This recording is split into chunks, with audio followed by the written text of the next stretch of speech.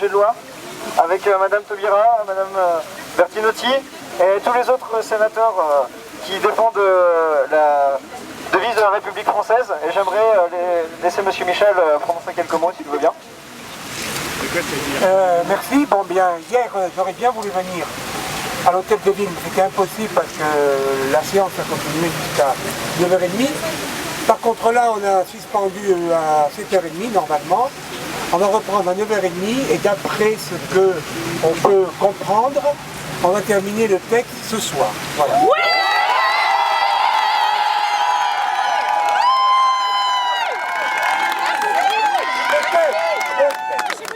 Oui, et à ce moment-là, demain matin, il y aurait juste une séance d'explication de vote et de vote final. Voilà, il faut dire que le vote final dans la nuit, tout le monde crevé, etc., c'est peut-être pas très correct. Donc j'étais assez favorable à ce qu'on termine ce soir tous les amendements et que demain, on se retrouve à 9h30, 10h pour expliquer son vote, chacun, ce qu'ils voudront, et finalement voter le texte. Voilà.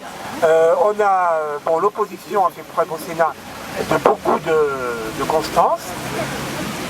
Contrairement à ce qu'ils avaient dit au début, ils ont quand même été très présents depuis jeudi dernier. Beaucoup d'interventions répétitives par les mêmes personnes pour faire traîner, c'est le cas de le dire. Mais ce soir, on s'est aperçu que voilà, c'était terminé. Peut-être qu'ils avaient compris aussi que leur façon de faire ne devait pas se poursuivre parce que ça les desservait. Certaines personnes du groupe UMP sont venues cet après-midi, je crois, pour calmer un peu certaines troupes. Bon, il y a de tout dans les groupes politiques. Hein, bon.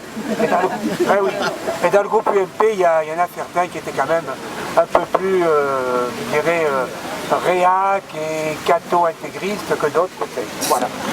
Donc on s'est battu, nous on a dit qu'on serait là jusqu'au bout, tant qu'il fallait. Le ministre Vidalis, chargé des relations avec le Parlement, est venu tout à l'heure pour les questions au gouvernement et a dit dans les couloirs, dans la salle des conférences, à qui voulait l'entendre. Eh bien écoutez, si on ne peut pas terminer dimanche soir à minuit, on bouleversera l'ordre du jour de la semaine prochaine et on continuera.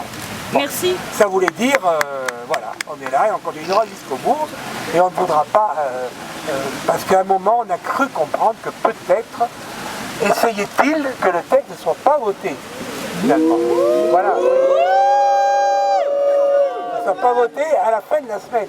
La semaine d'après, il y avait autre chose. Donc un texte pas voté là, ça voudrait dire...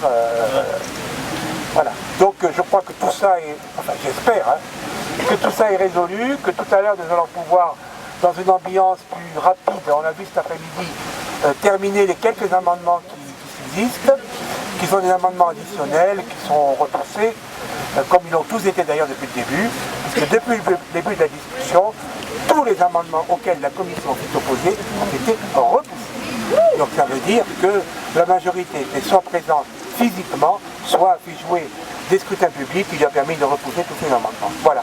Donc après ça, il reste au gouvernement à saisir l'Assemblée nationale, j'espère le plus rapidement possible. Je n'en dis pas plus.